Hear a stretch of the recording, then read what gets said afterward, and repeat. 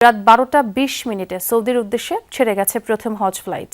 এর আগে রাত 11:30টায় হজ ফ্লাইটের উদ্বোধন করেন প্রধানমন্ত্রী তারেক রহমান।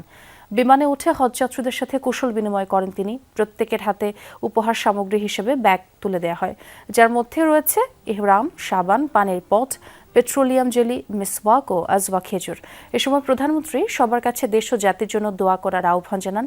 সবাই যেন সুস্থ ও সুন্দরভাবে হজ পালন করতে পারেন সেই প্রত্যাশা করেন প্রধানমন্ত্রী তারেক রহমান। এর আগে আশকোনা হজ ক্যাম্প পরিদর্শন করেন তিনি। এ সময় প্রধানমন্ত্রী হজযাত্রীদের খোঁজ খবরও নেন। এছাড়াও হজ ক্যাম্পের সার্বিক প্রস্তুতি পর্যবেক্ষণ করেন প্রধানমন্ত্রী।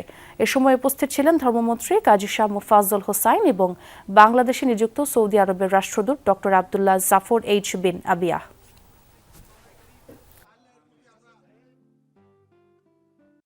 আপনাদের কাছে আমার বিনীত অনুরোধ থাকবে, আপনারা এই বাংলাদেশের নাগরিক হিসেবে, বাংলাদেশের সন্তান হিসেবে হজে যাচ্ছেন, দয়া করে দেশ এবং দেশের মানুষের জন্য দয়া করবেন, দোয়া করবেন, যাতে করে আল্লাহ আমাদেরকে তৌফিক দেন, যাতে আল্লাহ আমাদের উপরে রহমত নাজিল করেন, যাতে আল্লাহ আমাদেরকে সাহায্য করেন।